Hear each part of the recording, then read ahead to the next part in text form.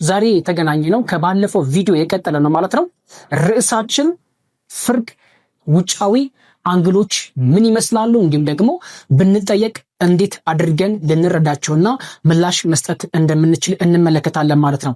እነዚህ ፍርቅ ውጫዊ አንግሎች ወይም ደግሞ ኦልተርኔት ኤክስቴሪየር አንግል የምንላቸው አንግሎች ባላቸው እንመለከታለን ማለት ነው። ከናንተ የሚጠበቀው ማለት ነው በየትኛውም በኢትዮጵያ ክልል ላይ ሆናችሁ እንደዚህ ያለ ይዘት ያለው ትምህርት ለምትማሩ ተማሪዎች እንዲሁም ደግሞ ልጆቻችሁን ለምታስጠኑ ወላጆች ካላችሁ ይህንን ቪዲዮ እስከ መጨረሻው ድረስ እዩት። ልጆቻችሁን ማገዝ ትችላላችሁ ማለት ነው። እጅግ በጣም ቀላል ነው። ስለዚህ በዚህ ቪዲዮ የምንመለከተው ፍርቅ ውጫዊ አንግሎችን እንመለከታለን ማለት ነው። እዚህ ጋር የተጠየቅነው ጥያቄ ከነዚህ ምርጫ ውስጥ የአንግል 6 የአንግል መጠን ስንት ነው? እንደነዚህ ያሉ ጥያቄዎች ለመመለስ ወይም ደግሞ ምላሽ ለመስጠት ለመረዳትም ሆነ ምላሽ ለመስጠት የግድ ቅድም እንዳልኳችሁ ፍርቅ ውጫዊ አንግል ሲባል ምን ማለት ነው የሚለውን እንመለከታለን ማለት ነው። እዚህ ጋር እንደምታዩት ከዚህ ምስል ላይ አንግል 1 2 3 4 5 6 7 የነዚህ የአንግል መጠኖቻቸውን እኛ አሁን አናውቅም ማለት ነው። ነገር ግን እዚህ ጋር ያለውን አንግል 130 ዲግሪ ስለሆነ ከዚህ ከ130 ዲግሪ ተነስታችሁ ሌሎች የተቀሩት የማናውቃቸው የሌሎች የአንግል መጠን በቀላሉ ማወቅ ትችላላችሁ ማለት ነው። የምታውቁበትም ዘዴ ፍርቅ ውጫዊ አንግሎች የሚለውን ሐሳብ ተመርኩዘን ማለት ነው። ስለዚህ ወደዛ ነው የምናመራው። ፍርቅ ውጫዊ አንግል ሲባል እንግዲህ ውጫዊ አንግሎች አሉ። በመጀመሪያ አንግል 1 እና 130 ዲግሪ፣ አንግል 7 እና አንግል 6 እነዚህ አንግሎች ውጫዊ አንግሎች ናቸው፣ ወይም ደግሞ ኤክስቴሪየር አንግል ብለን እንጠራቸዋለን፣ ወይም በውጭ በኩል የምናገኛቸው አንግሎች ናቸው ማለት ነው። አንግል 2 3 4 እና 5 እነዚህ አንግሎች ደግሞ ኢንቲሪየር አንግልስ ወይም በውስጥ በኩል በሁለቱም ትይዩ መስመሮች መካከል የምናገኛቸው አንግሎች ናቸው። ስለዚህ ኢንቲሪየር አንግልስ ናቸው ማለት ነው። ስለዚህ አሁን ምን እናደርጋለን ማለት ነው? ስለ አንግል 2 ስለ አንግል 3 ስለ አንግል 4 እና ስለ አንግል 5 ስለነዚህ አንግሎች በፍጹም አናይም። አሁን እኛ የምንመለከተው ስለ ኤክስቴሪየር አንግሎችን እንመለከታለን ማለት ነው። ስለዚህ አንግል 1 አንግል 7 አንግል 6 እና 130 ዲግሪ እነዚህ ከውጭ ያሉ አንግሎች ስለሆኑ ፍርቅ ውጫዊ አንግሎች የሚመሰረቱት ወይም ደግሞ ኤግዚስት የሚደረጉት ከነዚህ አሁን ከጠቀስኳቸው ከአራቱ አንግሎች ናቸው። ስለዚህ ይህንን አስቀድማችሁ ማወቅ ይጠበቅባችኋል ማለት ነው፣ እነዚህን ጥያቄዎችን ለመመለስ ማለት ነው። ነገር ግን እነዚህን ጥያቄ እኔ ካልኩትም ውጪ በሌላ ኮንሴፕት ወይም ደግሞ በሌላ ሐሳብ ልትመልሷቸው ትችላላችሁ። እጅግ በጣም ቀላል ነገር ነው።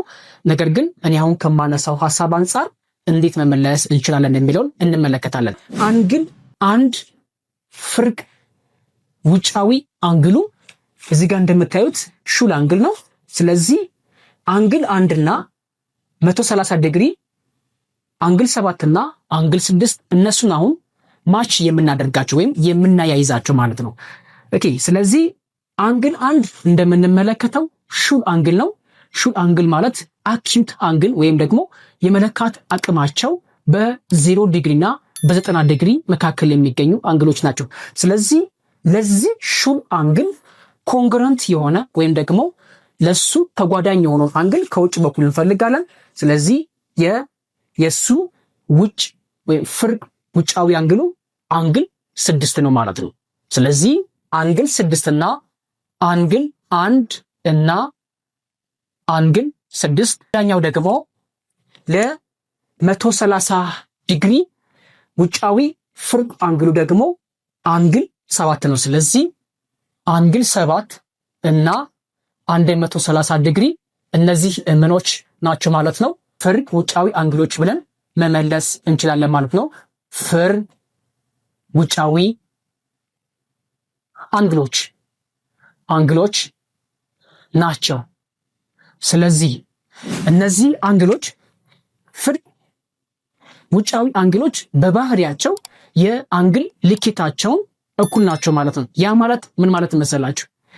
አንግል 1 እና አንግል 6 የአንግል ልኬታቸው ሁልጊዜ እኩል ነው። ስለዚህ ልኬት አንግል 6 እና ልኬት አንግል 1 ሁልጊዜ እኩል ናቸው። እነዚህ ሁለቱንም እኩል ናቸው።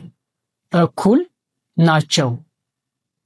ስለዚህ በዚህ ምሳሌ መሰረት አሁን እኔ ባስረዳሁበት አንግል 1 እና አንግል 6 ሁለቱም ውጫዊ ፍርቅ አንግል ወይም ደግሞ ፍርቅ ውጫዊ አንግል ወይም ኦልተርኔት ኤክስቴሪየር አንግል ከሆኑና እነዚህ ሁለቱም አንግሎች ደግሞ በአንግል መጠናቸው እኩል ከሆኑ የአንግል 6 የአንግል መጠን ለማወቅ የግዴታ ማወቅ ያለባችሁ የአንግል 1 የአንግል መጠኑ ማወቅ ይጠበቅባችኋል ማለት ነው።